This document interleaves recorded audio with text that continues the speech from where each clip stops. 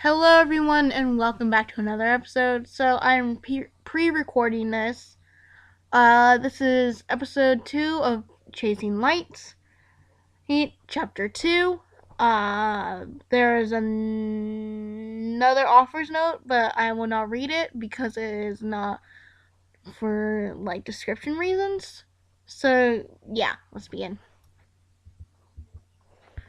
Uh, Oops, sorry about that. Actually, I'll just keep it closed. You guys can still hear me. Let's begin. Kaylin felt as if she'd just fallen asleep when her phone burst into the chorus of Grease Summer Lovin' on her nightstand. She nearly fell out of bed trying to reach it, mind late, and to the party with exhaustion. She was already sleeping horizontally rather than vertically. It must have been the dreams she'd been having. She dreamt of Killer Frost and Ronnie in Iris's place on Infantino Street. One moment Barry had been beside her. They had both been in the grass, begging Saboteur in his hulking armor to let Ronnie go. Kaylin had turned to Barry, only to see her old reflection in his eyes. She was Killer Frost. Where was her necklace? Kaylin had heard of people drawing an X on their backs of their hands with in an experiment designed to enhance one's dreaming. The theory was that if you had something like an X on your hand every day before sleeping a few months and notice it gone, your brain would realize that a physical development that had been becoming used was now missing. In the wake of this revelation, you would become aware that you were dreaming, thus able to control the outcome of your dream. Caitlin had hoped, after Julian and Cisco had gifted her with the necklace, that it could work like that, fight off the bad dreams. Oh shoot! Sorry, guys. She'd been having. Since she discovered her powers, but hadn't. She had looked for the necklace in her nightmare, seeing the white frozen ends of her hair too late, but it had been there, and she hadn't woke up or realized that what was around her wasn't real. Ice covered her boots, ran up her legs, past her waist, increasing her torso. She fought to freeze herself, so cold, but Caitlin couldn't move an inch. The Flash was still beside her, but he didn't seem to notice what was happening to her, who she was. His eyes were locked on the pavement several yards away where Savitar held Ronnie by the neck. "Let him go!" Caitlin had screamed, and the ice claimed her shoulders. Her voice sounded rushed, shivered with something else, echoes chasing up and down her words. Killer Frost's tone. Barry was saying something, bent double, ready to dash, but though she saw his mouth moving, Caitlin couldn't hear any of it. She saw his fingers curl into his palms, and glanced back at the villain towards Savitar was aiming the metal spear at Ronnie's chest. Ronnie was saying her name.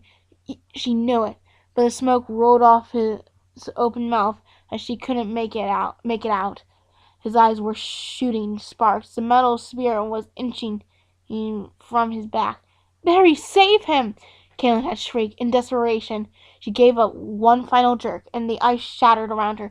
"Yes!" She moved to approach the pavement, the cold swirling from both palms. "Flash!" She needed him. Suddenly he stood in her way. "That's not my name." "No!" She could hear. Now she could hear him. Caitlin slammed into his chest. Her momentum and had expected movement causing a collision. "No!" Caitlin stared into Savitar's one good eye. He was wearing Barry's starlight sweatshirt, looking triumphantly over his shoulders. Steps. The true Flash was nowhere to be seen. He'd abandoned the stream. Savitar's armor took its cue. stabbing Caitlin's fiance through the heart. Ronnie's burst into flames, and Caitlin screamed. It sounded like uh, the vibrating of the cell phone of a cell phone.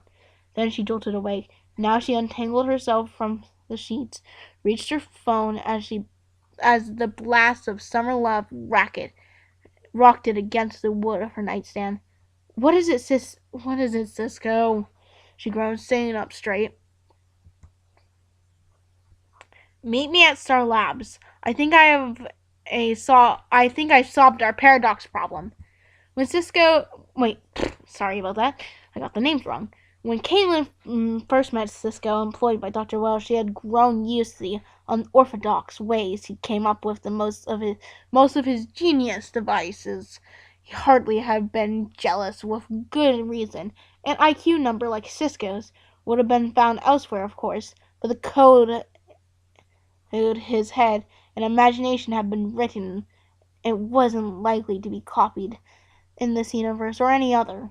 The first time she had noticed this, Cisco had swaggered past her workstation, heading straight for Wells' office, holding a box of lit Brits and wearing theater glasses tucked into the collar of his shirt. When Caitlin had asked why he was bringing toys to work, Cisco had chosen to demonstrate rather than give her an earful. He figured out how to change the particle accelerator's power source without giving half the city a blackout, something that had been a roadblock for the Star Labs team for months until then. That's why that it was for this reason that she wasn't surprised when joining the team in their usual croissant-shaped gathering stance in the cortex. Cisco rubbed his hands together and said to them, so this morning I spilled orange juice on my pants and I figured out how to say Little Miss Mirror Match. Iris' eyebrow dipped. You spilled orange juice on your pants? Joe grunted. Done that before. Except mine was coffee. Hot coffee. Everyone immediately looked at Cisco's lower half, up and down, while he was hiding a smile with a fist. No doubt trying to look mature. Barry's head was cocked like a puppy's. Obviously, I changed before I got here. Cisco rolled his eyes heavenward. For someone so goofy, he seemed to become exasperated with the smaller minds around him. More and more often, he must have picked up a few things from Harry. Okay, forget the OG people, alright? Let's talk about this. He held up what looked like a very heavy bronze slap bracelet, the kind you could get at a convenience store to entertain the kids waiting in the car. It wasn't a perfect whole band. There was an opening to accommodate all wrist sizes. Cisco's face told them it was Christmas morning. Their faces told him Game of Thrones had dropped another plot twist. It's not finished. Still got a lot of bugs to work out, but this is totally the answer. He looked around at them, wide-eyed. It's a frequency equalizer, y'all. Barry glanced at Caitlin. With raised eyebrows, Caitlin looked back distractedly, mind whirling to translate. There was a beat, then failing west, their same average loving genes all stared to talking at once. Need to break it down a little more, Joe was saying. Only speak English, bro. While he showed his palms. He means, Barry began, gesturing one hand and holding his coffee in the other, that he paused, rolling his head around to look at Cisco. Yeah, man, I'm sorry. What is it? Please, Caitlin chimed, who was still trying to understand without additional information. Cisco sighed. Long suffering.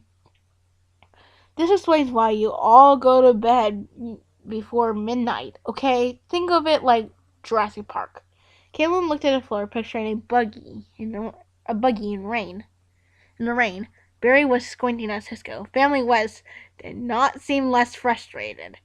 Caitlin's eyes caught longingly to her workstation, wondering how long it would be before Cisco's presentation was wrapped up and she could get back to things that made sense, back to her element. So, you know how they keep saying in Jurassic Park that if you move the big bad Tyrannosaurus, it's going to see you and you're dead? If you move, the big bad Tyrannosaurus is going to see you and you're dead? Cisco raised his eyebrow practically to his hairline. It's the same thing with Savitar, her in the paradox. If it can't detect him, it can't erase him.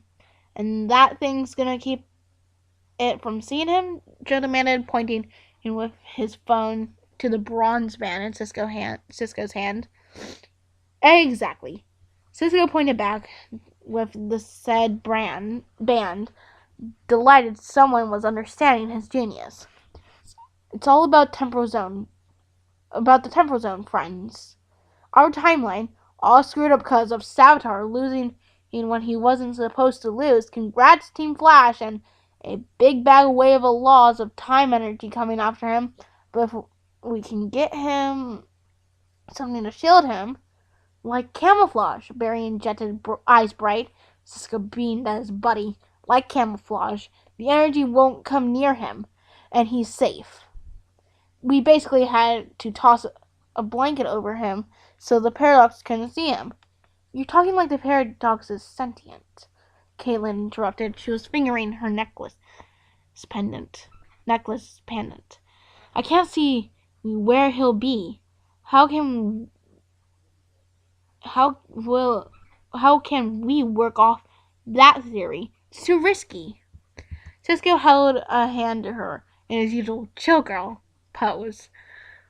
Work with me, Caitlin. The shield thing was your idea, remember? It's like a disease. Diseases aren't sentient, right? But they just know where to go and what to hit to compromise the body. If Savitar can't be found, it can't be zapped. Problem solved. He paused, another eye roll coming on, muttering as an afterthought. His problem, anyways. Cisco waved his hands, returning to the point. So I started thinking, how do we hide him from the paradox? You said it. It's all about the temporal zone, Barry offered, letting Wally steal his coffee for a sip so he could fold his arms. Cisco nodded, clapping his hands together. And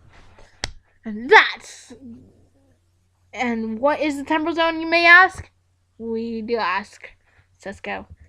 Iris confirmed impatiently. This only doesn't seem to make him cheerier. It's a limbo, you guys. It's this little tunnel outside time. It's like a subway to get wherever you want to go. Time doesn't touch it.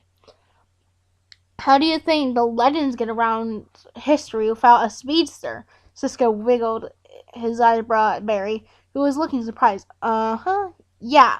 I'm up to date. Everyone else ignored this, clearly ready for the explanation to end. He stepped forward, holding his band aloof for all of them to see. All the different Earths vibrate at a different frequency. This little baby will allow Savitar to vibrate at the same frequency as the temporal zone.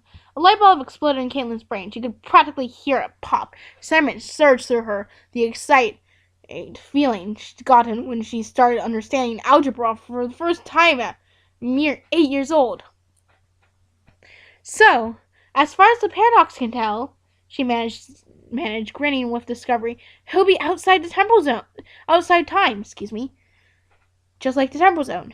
Barry added, in the breathy way that told Caitlin he was impressed. Standing still, Cisco finished, practically dancing, so the T-Rex don't see him. He handed Barry the band. I call it the Hammond-Cuff. That's brilliant, Cisco, Caitlin praised. But we'll see him, right? Iris. Wait, I did not in a man's voice, sorry. But we'll see him, right? Iris checked, obviously still a step behind the room's biggest nerds. Her eyes were glued to the Hammond-Cuff. No worries, Cisco waved a hand at her for spoiling their moment with technicalities. You can see him when I'm vibing. You can see me when I'm vibing, but I'm moving at a different frequency than this Earth. It'll be the same for him. And how do we know for sure this is gonna work? Joe cleared his throat. Siska's eyes perked defensively. Oh, because my stuff always works. So my stuff is so unreliable. Yes, they all answered. Barry coughed something that sounded suspiciously like a gold gun. And strangely, Caitlin wanted to laugh. It was good to be winning again and to have something figured out. She could tell the others were lifted too. We'll we'll find out if it really works in 2 days. No matter what, she announced. Dr. Snow shrugged a shoulder, physically apologizing to Siska for taking his tell. Siska did some vibe calculations. The paradox won't wait that long. That won't wait longer than that. I'll go wake him up and let him know. I handed the Hammond-Koff back to Sisko, heading for the door. Wally shook his head. You know, for a psycho supervillain, he likes sleeping in. Iris joined her father and brother as they too moved for the exit. There wasn't much the three of them could do here. They were hardly the brains of the operation. I guess thousands of years in the Speed Force and going crazy really takes it out of you. You can sleep all he wants, Joe grumbled. I like him better unconscious. Caitlin knew Barry could be impatient. Anyone with super speed would be. Barry, according to the stories Joe and Iris told over dinners and holidays, had always wanted things to get started.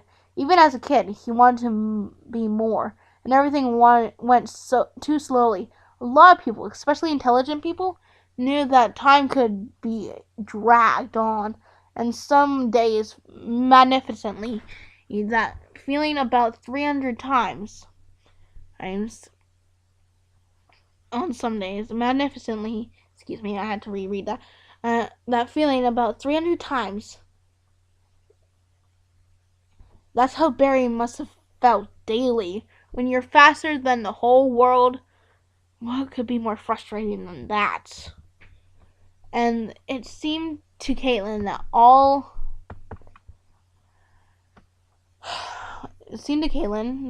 of Barry's negative traits, pride, bitterness, and yes, impatience, to name a few, were the threads used to stitch together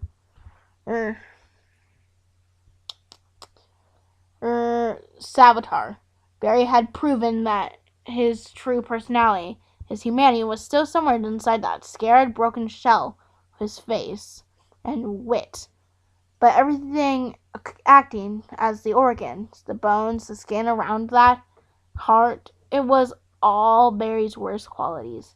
Telling Barry Allen to take a day to heal before heading back out onto the field was like keeping a younger sibling from touching the stove while you weren't looking.